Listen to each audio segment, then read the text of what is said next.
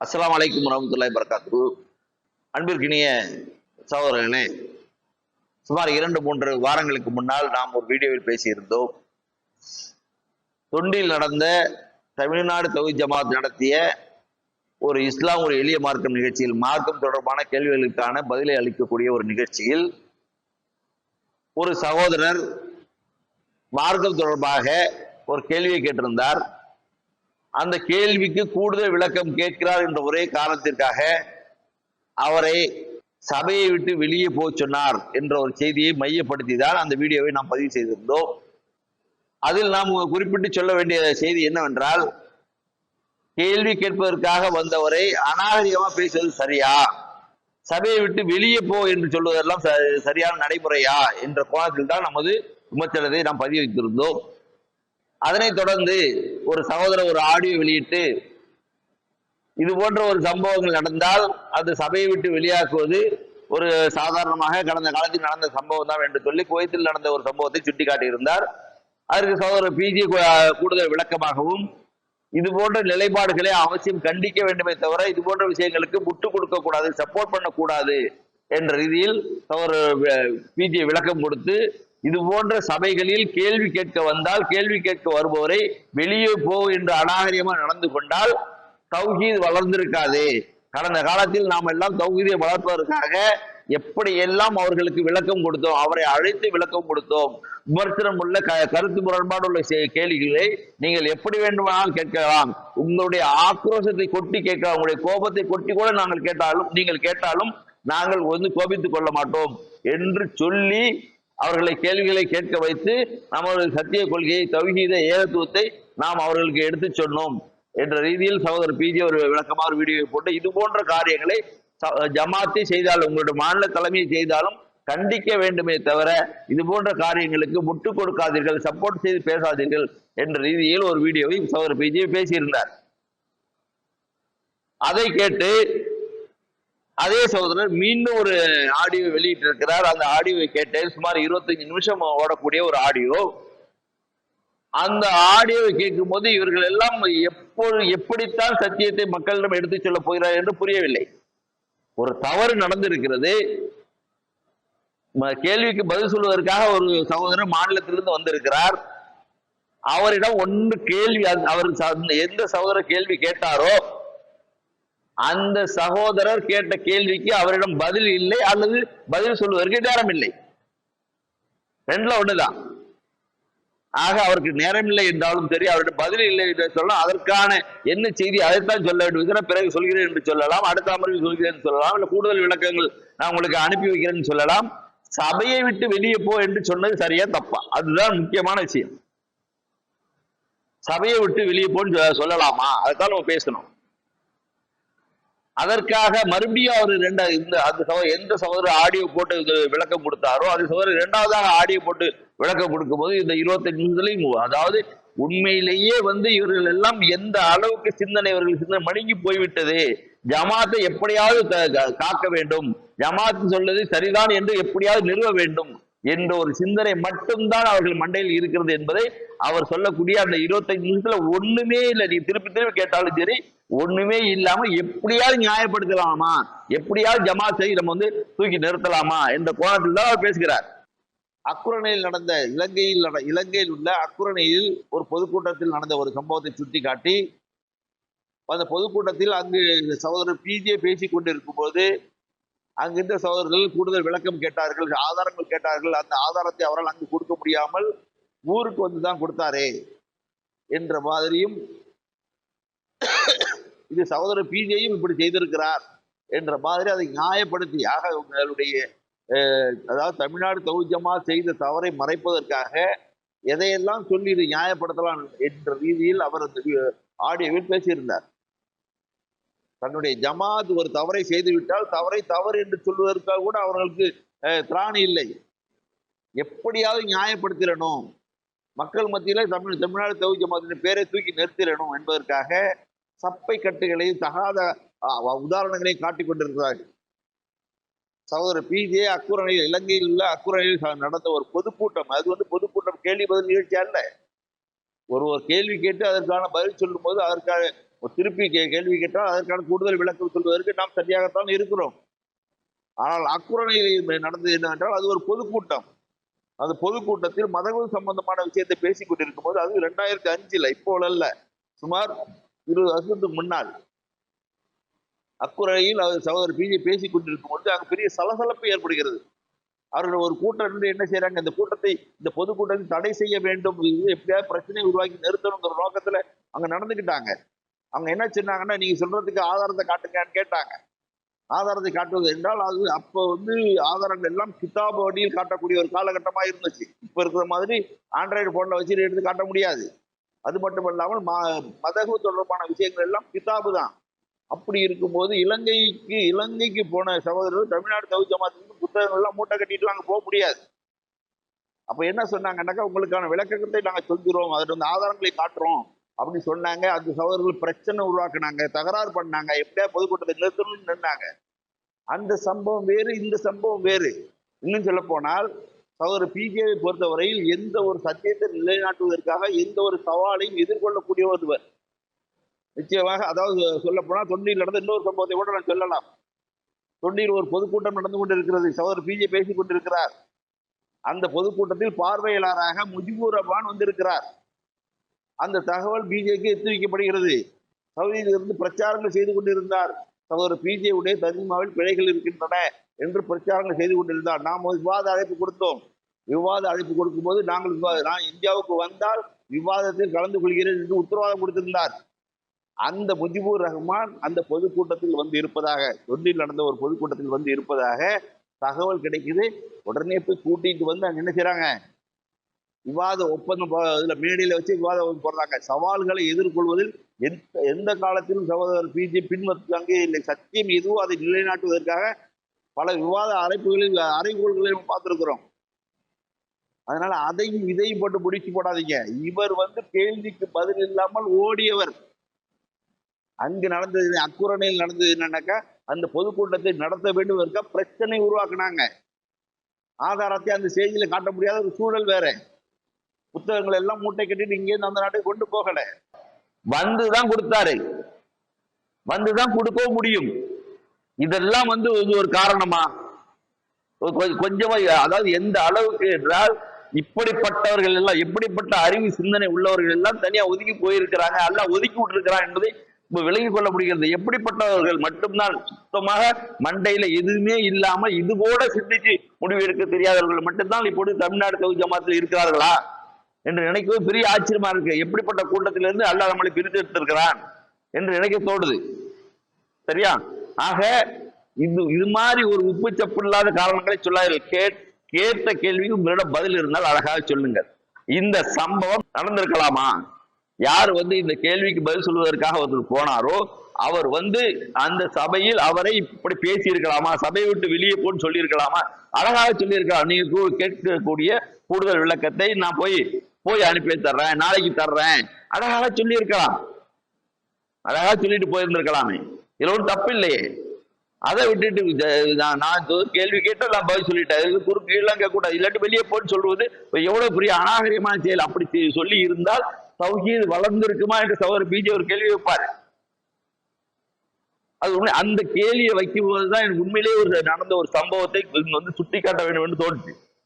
அதாவது கேட்கும் கேள்விகளுக்கு சரியாக பதில் சொல்லாவிட்டால் எவ்வளவு பெரிய பின்னடைவை எந்த ஜமாத்தும் சந்திக்கும் என்பதற்கு ஒரு நடந்த சம்பவத்தை இங்கு சுட்டி காட்ட வேண்டும் என்பதற்காக தான் இந்த வீடியோவை பதிவு செய்கிறேன்.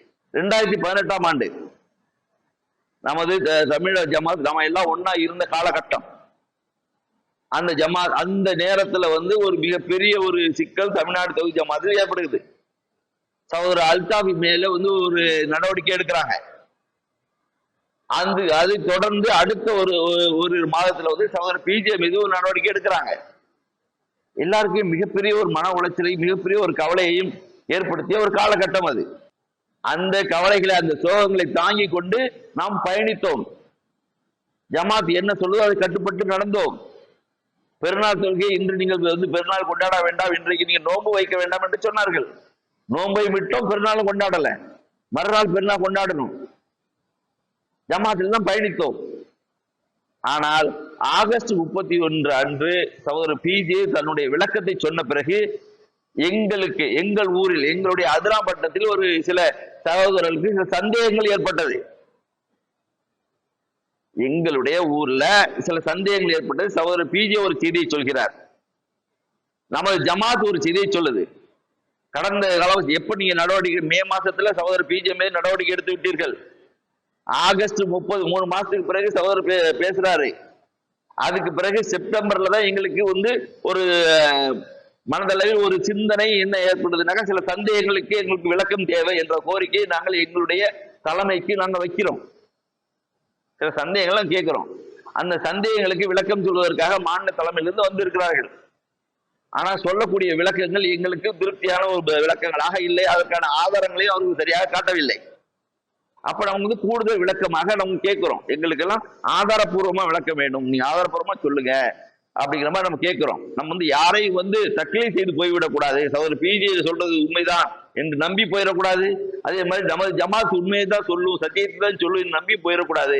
யார் எதை சொன்னாலும் ஆதாரத்தை காட்டி சொல்லுங்க என்ற கோரிக்கையை நாங்கள் வைத்தோம். இந்த வருடம் வந்து சொல்றேன்னு சொல்லிட்டு 3 வாரங்களாக எங்களுக்கு வாய்ப்பு 3 வாரங்களாக வருவதாக சொல்லிவிட்டு வராமல் தட்டி கழித்தார்கள்.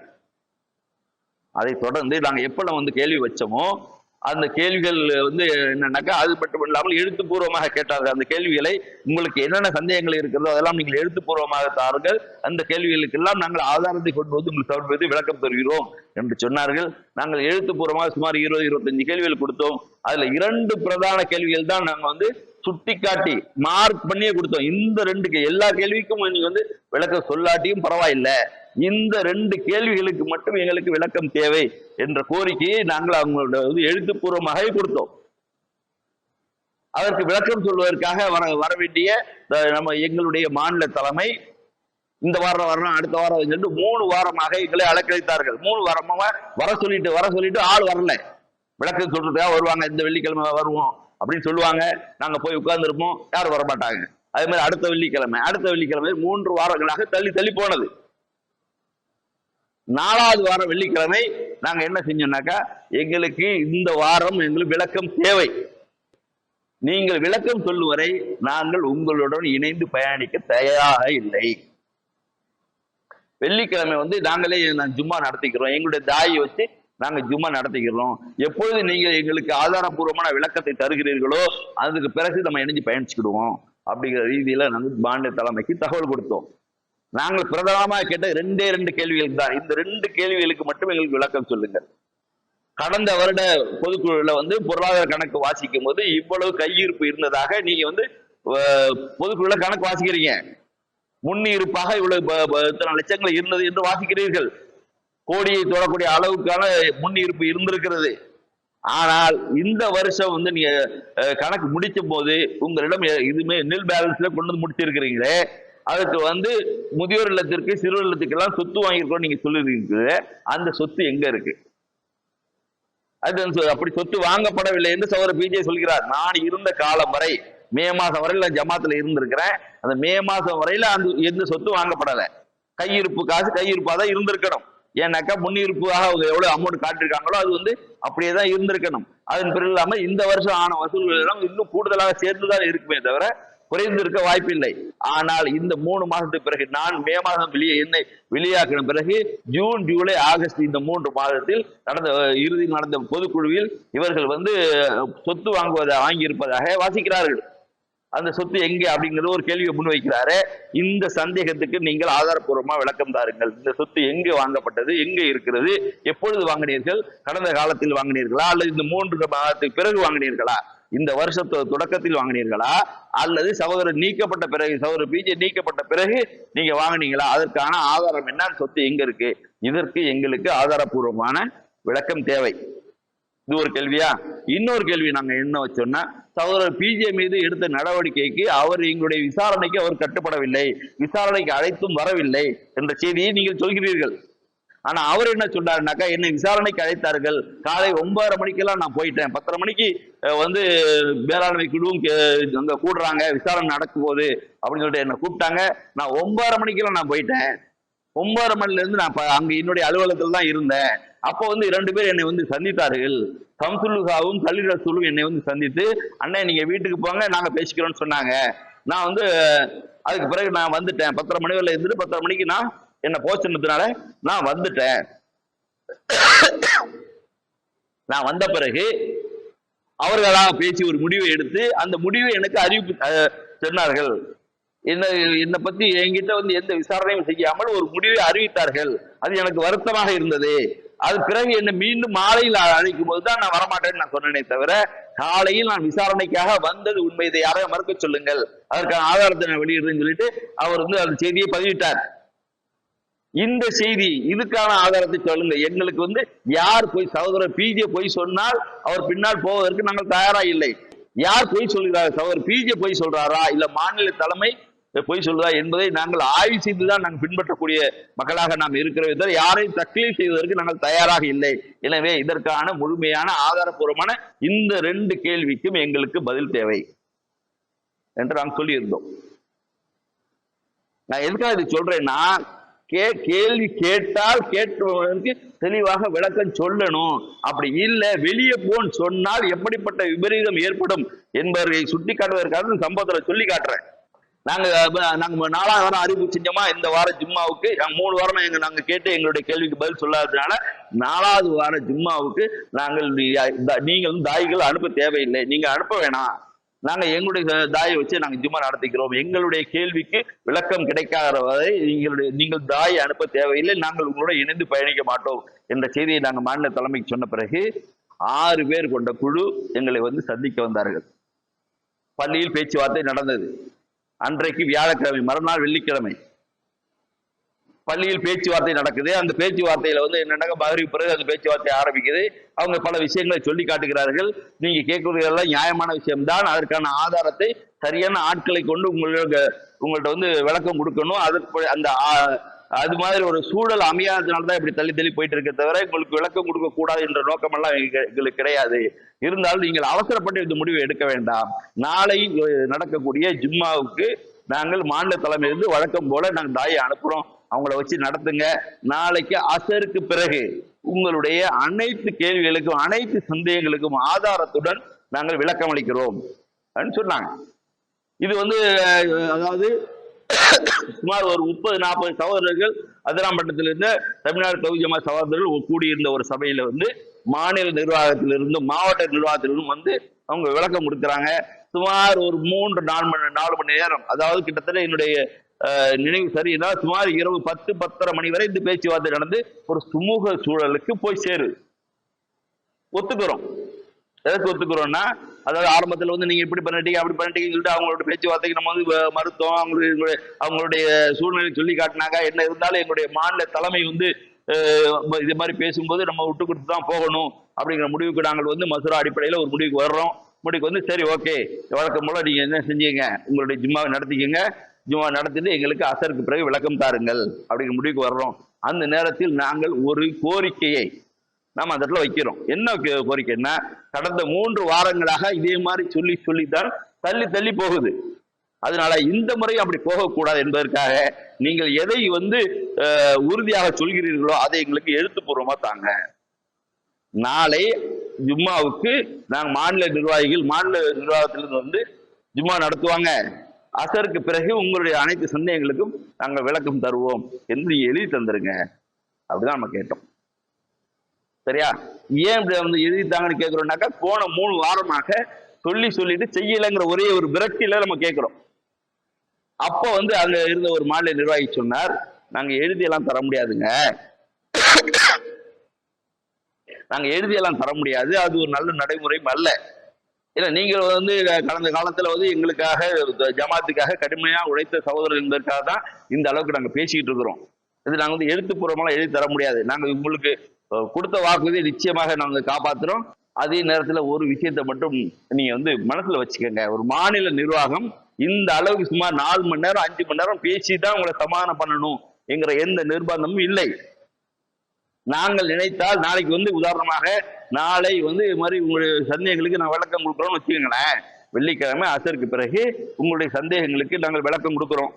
அந்த விளக்கத்திலும் உங்களுக்கு திருப்தி ஏற்படவில்லை என்றால், யாருக்கெல்லாம் திருப்தி ஏற்பட்டிருக்கிறதோ அவர்களை மட்டும் நிர்வாகத்தில் வைத்துக் கொண்டு மற்றவர்களை வெளியாக்கிவிட்டு புதிதாக நிர்வாகிகளை போட்டு எங்களால் இந்த பள்ளியை நடத்த முடியும், இந்த நிர்வாகத்தை கொண்டு போக முடியும். ஆனால் அப்படி செய்வதற்கு நாங்கள் எங்களுக்கு மனமில்லை. காரணம் என்னவென்றால், நீங்கள் கடந்த காலத்தில் கடுமையாக உழைத்த ஜமாத்துக்காக பாடுபட்ட சகோதரர்கள், உங்களை எல்லாம் வெளியாகணும்னு எங்களுக்கு எந்த சிந்தனை இல்லைங்கிறதுக்காக இவ்வளவு நேரம் உட்கார்ந்து பேசிக்கிட்டு இருக்கிறோம். நாங்க எங்களுடைய நிலைப்பாட்டை நிலை நிறுத்தணும்னு நினைச்சோம்னாக்கா உங்களை எல்லாம் யாரெல்லாம் அதிருப்தியா இருக்கிறாங்களோ அவங்களை எல்லாம் வெளியாக்கிட்டு, யாரெல்லாம் எங்களோட நாங்க சொல்வதை கேட்கக்கூடிய சகோதரர்கள் இருக்காங்களோ அவங்கள வச்சு இந்த நிர்வாகத்தை கொண்டு போக முடியும் அப்படின்னு ஒரு வார்த்தையை சொன்னார். எப்போ மகரீப்ல ஆரம்பிக்கப்பட்ட பேச்சுவார்த்தை பல கட்டங்களுக்கு நாங்கள் இணக்கமாக நட்பு ரீதியாக அந்த பேச்சுவார்த்தை போனுச்சு. இரவு 10:30 மணி வரையில போனுச்சு.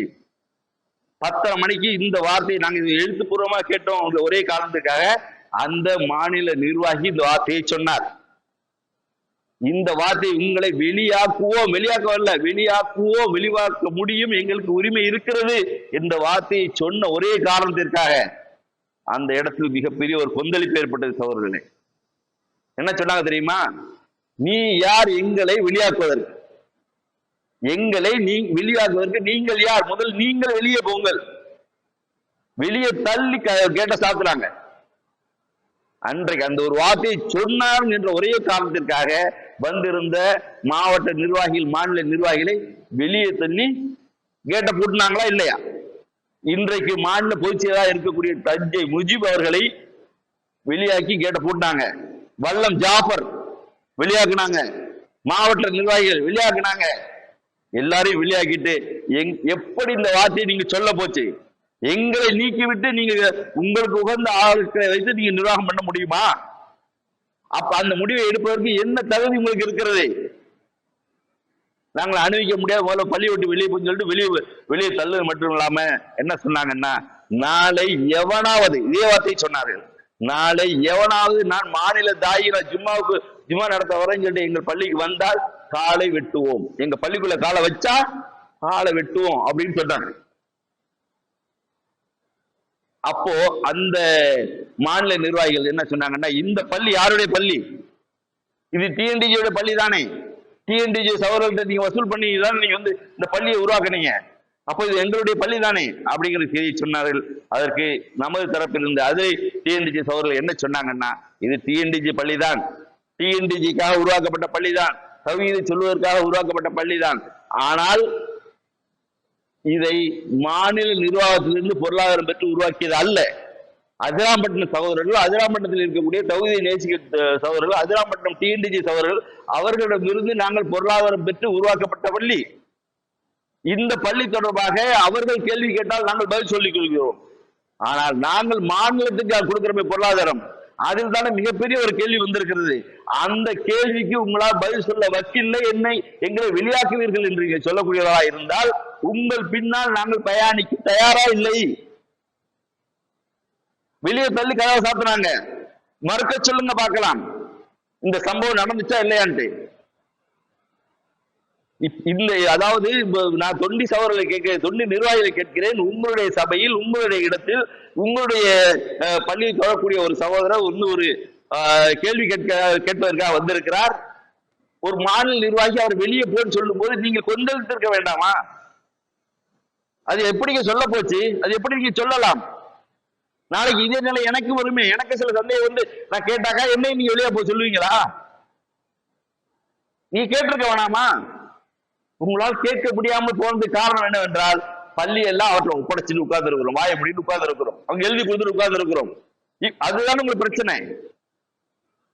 உங்கள் பள்ளி, நீங்கள் உங்களுடைய மக்களுக்காக, உங்களுடைய வருங்கால சந்ததிகளுக்காக, மக்களுக்கு தாவா செய்ய வேண்டுவதற்காக நீங்க ஒரு இடத்தை, ஒரு இறை இல்லத்தை உருவாக்கி இருக்கிறீர்கள். உங்களுடைய சகோதரர் போட்ட பொருளாதாரத்தை நீங்க செஞ்சிருக்கிறீங்க. அவர் உட்கார்ந்துக்கிட்டு உங்களே வெளியாக்குவாரு, வெளியே போன்னு சொல்லுவாரு, கேட்ட கேள்விக்கு பதில். பட் நாளைக்கு சகோதரர்களே யாரா இருந்தாலும் சரி, நாளை உங்களுக்கு இந்த நிலை இருக்கா இல்லையா கொஞ்சம் யோசனை பண்ணி பாருங்க. வெளியே போன்னு சொல்லுவாரு, நீங்களாம் மாய முடிட்டு இருந்திருக்கீங்களே, அவரை வெளியாகி இருக்க வேணாமா? அதெல்லாம் பண்ண தவறு செஞ்ச மாதிரி. அப்போது கூட நாங்க வந்து ஒரு வெளியே போக சொல்லவில்லை. அவர்கள் எங்களை வெளியே போக சொல்லவில்லை. எங்களுடைய விளக்கு உங்களுக்கு திருப்தி அளிக்காவிட்டால், யாருக்கெல்லாம் திருப்தி அளிக்கிறதோ அவர்களை வைத்து நாங்கள் நடத்துவோம், மற்றவர்களை நிர்வாகத்திலிருந்து நீக்குவோம், எங்களால் முடியும், ஆனால் செய்ய மனமில்லை என்கிற வார்த்தையை சொன்னார்.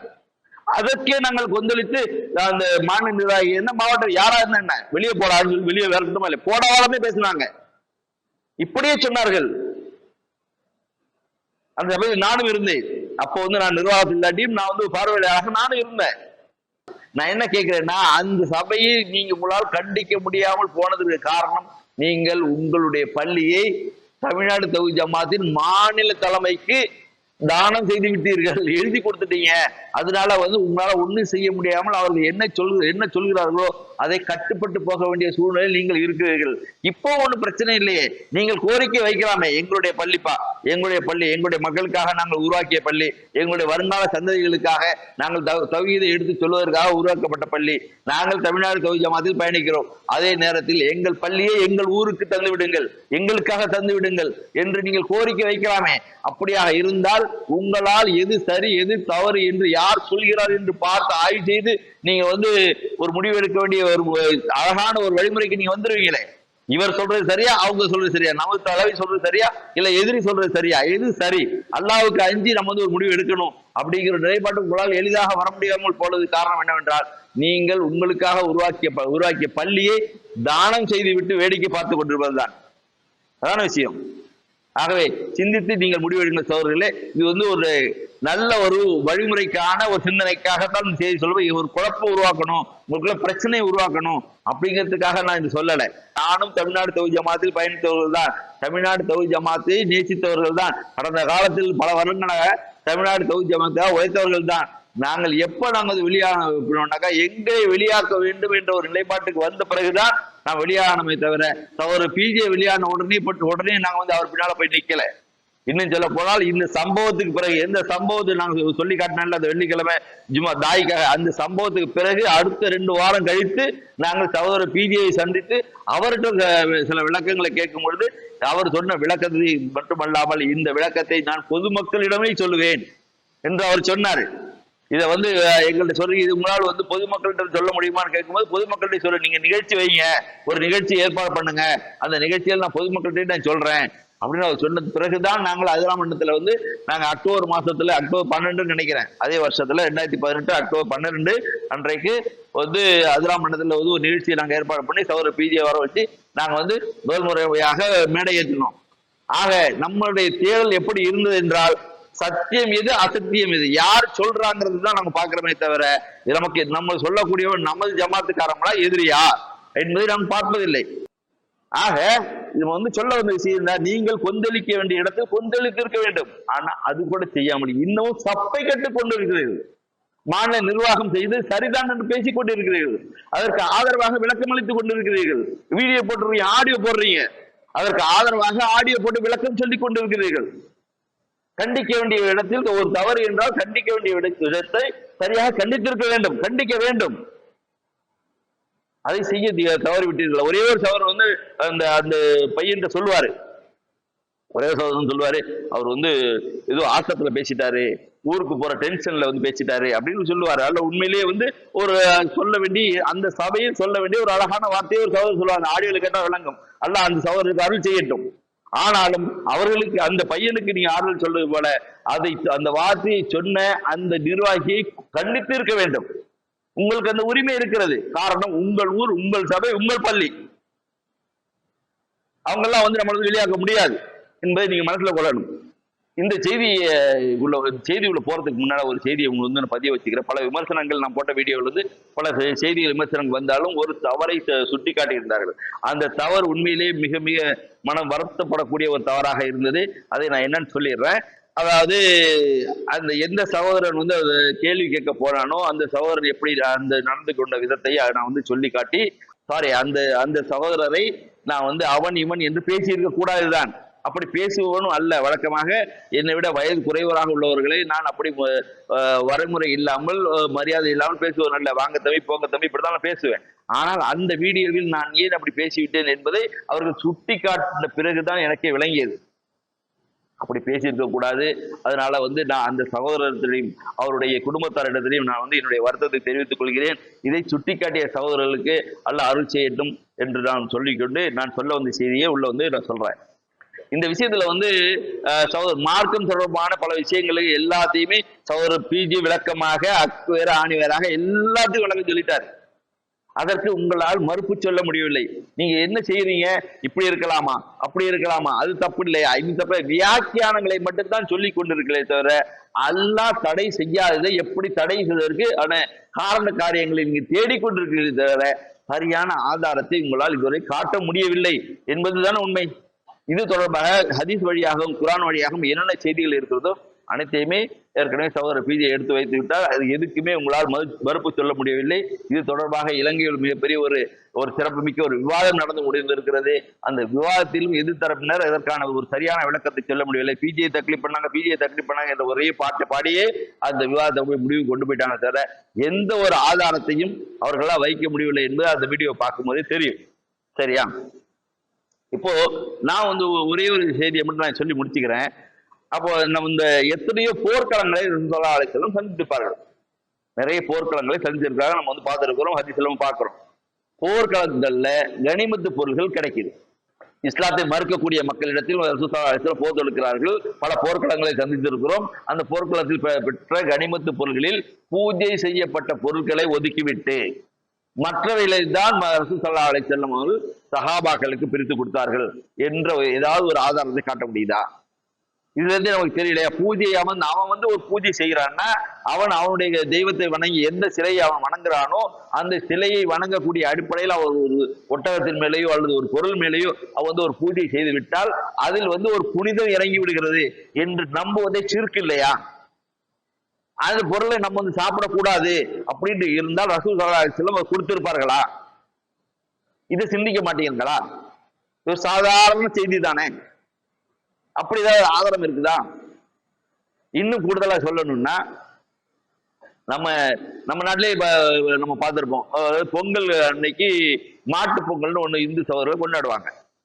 மாட்டு பொங்கல்னு கொண்டாடுவாங்க. மாடுகளை பூஜை செய்வார்கள். மாடுகளை ஆடுகளை என்ன செய்வாங்கன்னா காலையிலே குளிப்பாட்டி நிறுத்தி அது தலையில பொட்டு வச்சு மாலை போட்டு சூடம் சாம்பிராணி எல்லாம் கொடுத்து என்ன செய்வாங்க, ஆரத்திலாம் எடுப்பாங்க, கும்பிடுவாங்க. அதுக்கான நிறைய வழிபாடுகள் செய்வார்கள். எந்த ஆடு மாடுகளை அந்த சகோதரர்கள் வழிபாடு செய்கிறார்களோ, கும்பிடுகிறார்களோ, சப்தமிடுகிறார்களோ, உங்க பாஷையில சொன்னா சப்தமிடுகிறார்களோ, சப்தமிட்டு விட்டால் அது பூஜை செய்யப்பட்ட ஆடு, பூஜை செய்யப்பட்ட மாடு. அவர்கள் அவர்களுடைய பண தேவைக்காக அதிக ஆட்டை கொண்டு வர்றாங்க. நம்ம வாங்கி நம்ம அறுத்து சாப்பிட்றோமா இல்லையா? எங்க போச்சு உங்களுடைய பூஜை செய்யப்பட்ட ஆடு, பூஜை செய்யப்பட்ட மாடு? இன்னும் சொல்ல போனால் மாடு அவர்களுடைய தெய்வம், கோமாதா. பொங்கலுக்கு மட்டுமல்ல அவர்கள் பூஜை செய்யறது, தினமும் கும்பிடுவாங்க. பல வீடுகள் நம்ம பார்த்திருக்கிறோம். தினமும் காலையில என்ன செய்வாங்க, கோமாதாவை வணங்குவார்கள். அவர்களுடைய தெய்வம். அந்த தெய்வத்தை அவர்கள் என்ன செய்வாங்க, அந்த மாடுகள் உழவுக்கு மற்ற தேவைகளுக்கு பயன்படுத்துகிறார்கள். எப்போ அதுக்கு வயசாயிருச்சோ, பயன்பட முடியாம போச்சோ, அவர்கள் தங்களுடைய தெய்வத்தை விற்பாங்க. வயசான மாடுகளை விற்க கொண்டு வருவாங்க. நம்ம வாங்குறோம். நம்ம கையில கொடுக்கும் போது அப்போ கூட ஒரு கும்பிட்டுட்டு தான் பணத்தை வாங்கிக்கிட்டு அந்த மாட்டுக்கு என்ன விலையோ அது சொல்லி வாங்கிக்கிட்டு அதை கையில ஒப்படைக்கும் போது கடைசி நேரத்துல கூட அந்த தெய்வத்தை வணங்குவா அந்த சகோதரர். காலையில 4-4:30 மணிக்கெல்லாம் பாத்தீங்கன்னாக்கா தன்னுடைய கோமாதாக்களுக்கு பூஜை செய்வார்கள், ஆரத்தி எடுப்பார்கள், மணி அடிப்பாங்க. மணி அடிக்க சத்தம்லாம் கேட்கும். சில கிராமத்துல நீ பாத்தீங்கன்னா காலை 4-4:30 மணிக்கெல்லாம் மணி அடிச்சு பூஜையெல்லாம் செஞ்சுட்டு தான் அவங்க அடுத்த விவசாயத்துக்கு போவாங்க. அந்த மாடுகளில் அந்த ஆடுகளில் பஷீராக்கள் இருக்கின்றன, சாயிபாக்கள் இருக்கின்றன, ஹாம்கள் இருக்கின்றன, வசீலாக்கள் இருக்கின்றன. ஒட்டுமொத்தமா எல்லா கிளைக்கும் இனிமேல் அது பூஜை செய்யப்பட்ட மாடு, அந்த நீங்க வாங்காதீங்க, அது ஹராம். ஆதாரத்தை வெளியிட்டு நீங்க அறிக்கை வெளியிடணும். சும்மாவும் சொல்லிட்டு போயிடக்கூடாது. ஆதாரத்தை வெளியிடணும். இந்த காரணத்தினால் இவை ஹராம், சத்தமிடப்பட்டது, அதனால இது ஹராம். அதனால இனிமே பூஜை செய்யப்பட்ட மாடுகளை வாங்கி குர்பானை கொடுக்காதீர்கள். அவர்களே விற்க கொண்டு வந்தாலும் அவர்கள் வாங்காதீர்கள் எனவே சகோதரர்களே, இவர்கள் மண்டையில என்ன இருக்குன்னாக்கா, ஜமாத் ஒரு செய்தியை சொல்லிவிட்டால் அதை நிலைநிறுத்த வேண்டும், ஜமாத்துடைய நிலைப்பாட்டை மக்களிடம் கொண்டு போய் சேர்க்க வேண்டும். அது சரியா தவறா என்பதை ஆய்வு செய்யும் சூழ்நிலையில் அவர்கள் இல்லை. அவர்களுக்கு மண்டையில் இருப்பதெல்லாம் அந்த இயக்க சிந்தனை, இயக்க உணர்வு. நமது ஜமாத் தோத்து போயிடக்கூடாது, அதை எப்படியாவது முட்டு கொடுத்து தூக்கி நிறுத்துற சிந்தனை மட்டும்தான். அப்படி இல்லைன்னாக்கா பல சந்தர்ப்பங்களில் பல சகோதரர்கள் கேட்ட கேள்விகளுக்கு நாம் தெளிவான விளக்கத்தை சொல்லி இருக்கிறோம். அவர் வந்து கேள்வி கேட்கிற வந்து சுன்னத்துல் ஜமாத்து, இல்ல ஜாக்கு, இல்ல மற்ற இயக்கத்திலிருந்து வர்றாங்க அப்படிங்கிற அளவுகோலை எல்லாம் நம்ம பார்ப்பதே இல்லை. பல சம்பவங்களை சொல்லலாம். ஆனால் இன்றைக்கு இருக்கக்கூடிய தமிழ்நாடு தௌஹீத் ஜமாத் மாநில நிர்வாகிகளாக இருக்கட்டும், ஒருவர் கேள்வி என்று கேட்டால் அவர் யாரு, எந்த ஜமாத்தை சேர்ந்தவன் அப்படியே கேட்கிறார். எம். சுலைமான் அப்படி ஒருத்தர் வந்து ஒரு கேள்வியை கேட்கிறார். கீழக்கரையை சேர்ந்த நசூருதீன் என்ற சகோதரர் ஒரு கேள்வியை கேட்கிறாரு. அது கேள்விக்கு அவருக்கு பதில் சொல்றதுக்கு முன்னாடி, நீ எந்த ஜமாத்து, நீ எங்க இருந்து பேசுறீங்க, நீங்க யாரு, நீங்க வந்து எங்க எதிரில, நீங்க வந்து உங்க நிலைப்பாட்டை மாத்திக்கிட்டு வாங்க, அறிக்கை விட்டுட்டு வாங்க, பேப்பர்ல செய்தியை போட்டுட்டு வாங்க, அப்புறமா இந்த கேள்வி கேளுங்க, இப்படி எல்லாம் பேசக்கூடிய ஒரு கேவலமான ஒரு சூழ்நிலையில் தமிழ்நாடு தௌஹீத் ஜமாத்தின் மாநில நிர்வாகிகள் போயிட்டாங்க. அதே மாதிரி திருப்பூர்ல வந்து இதே எம். சுலைமான் தான், அங்கேயும் இதே மாதிரி வேண்டாமான செய்திகளை தான் சொல்லுவார். உண்மையிலே வந்து அவனுடைய சந்தேகத்துக்கு தான் உங்கள்கிட்ட விளக்கத்துக்கு வர்றான். அவனுடைய சந்தேகத்துக்கு நீங்க விளக்கம் சொல்லணும்னாக்கா, நீ யாரு, எதுக்கு, என்ன, உனக்கெல்லாம் பதில் சொல்ல முடியாது என்று சொல்றது, சபையை விட்டு வெளியே போய் சொல்றது, இதெல்லாம் வந்து மிகப்பெரிய ஒரு கேவலத்தை, அசிங்கத்தை தான் உங்களுக்கு ஏற்படுத்துமே தவிர, இன்னும் சொல்ல போனால் இதற்கான விளக்கத்தை நம்ம தெளிவா மக்கள்கிட்ட கொண்டு போய் சேர்த்துருவோம் சொல்லிட்டு தானே விவாதத்துக்கு கூப்பிடுறோம். நாங்க வந்து விவாதத்துக்கு எதுக்கு கூப்பிடுறோம்? நாங்க ஒரு பக்கம் வீடியோ போட்டுக்கிட்டு இருக்க, நீங்க ஒரு பக்கம் வீடியோ போட்டுக்கிட்டு இருக்க, இல்ல நீங்க ஒரு பக்கம் உங்களுடைய மக்களுக்கு விளக்கத்தை சொல்ல, நாங்க ஒரு பக்கம் எங்களுடைய மக்களுக்கு விளக்கத்தை சொல்ல, இது வந்து ஒரு சரியான நடைமுறை அல்லவே. நம்ம வந்து எல்லாரும் இருந்து ஒரு சபையில உட்கார்ந்து பேசிடுவோமே, ஒரு சபையில உட்கார்ந்து உங்களுடைய கருத்துக்களை நீங்கள் சொல்லுங்கள், எங்களுடைய கருத்துக்களை நாங்க சொல்றோம், எங்களுடைய ஆய்வுகளை நாங்க சொல்றோம், உங்களுடைய ஆய்வுகளை நீங்க சொல்லுங்க, எது சரின்னு சொல்லிட்டு மக்கள்கிட்ட கொண்டு போய் சேர்ப்போமே அப்படின்னு சொல்லி கூப்பிடுறோம். இது கூட உங்களால் வர முடியாத அளவுக்கு எல்லாம் நீங்கள் ஓடக்கூடிய சூழ்நிலை வந்தது காரணம் என்றால், உங்களிடம் சத்தியம் இருந்தால் உங்களால் முடியுமா? அப்படி இதை ஒதுக்குவீர்களா? உங்களிடம் சத்தியம் இருந்தால் நிச்சயமாக இந்த வாய்ப்பை நீங்க பின்தள்வீர்களா? நீங்கள் எதில் சரியாக இருக்கிறீர்கள் என்பதில் வந்து உறுதியாக இருந்திருந்தால், வாங்க உட்காந்து பேசுவோம் தம்பி, ஒன்றும் பிரச்சனை இல்லை, வாங்க உட்காந்து பேசுவோம் அப்படின்னு சொல்லி நீங்க அழைப்பு கொடுக்க முடியல. நாங்களே கூப்பிடுறோமே, வாங்கன்னு கூப்பிடுறோமே. உங்களால வர முடியாத காரணம் என்னவென்றால், நிச்சயமாக நீங்கள் அசத்திய பாதையில் இருக்கிறீர்கள் என்பதை நீங்களே விளங்கி வைத்திருக்கிறீர்கள். எப்படியாவது ஜமாத்தை காப்பாத்திடணும். நம்ம ஜமாத்தை தப்பாதான் சொல்லுது நம்மளுக்கு தெரியுது. இருந்தாலும் கூட ஜமாத்தை நாம் காட்டி கொடுக்க கூடாது. ஜமாத்தினுடைய எதிர்த்தரப்பில் உள்ளவர்கள் நம்ம ஜமாத்தை விமர்சனம் செய்கிறார்கள். அவர்கள் காட்டக்கூடிய ஆதாரம் சரியாக இருக்கிறது, நம்ம ஜமாத் பலகீனமாக இருக்கிறது. இதை எப்படியாவது மக்களிடம் தூக்கி நிறுத்த வேண்டும் என்ற ஒரே காரணத்திற்காகத்தான் இது மாதிரி முட்டு கொடுக்கக்கூடிய ஆடியோக்களை போடுகிறீர்கள், விளக்கங்களை சொல்கிறீர்கள். நீங்கள் உங்களுடைய இந்த ஆடியோவில் பேசக்கூடிய, இந்த ஆடியோ விளக்கம் கொடுத்த சகோதரர் நல்ல சகோதரர் தான். பல விஷயங்களில் வந்து அவருடைய ஆடியோ நான் கேட்டிருக்கிறேன். சரியான செய்திகளை அழகாக சொல்லக்கூடிய ஒரு சகோதரர் தான்.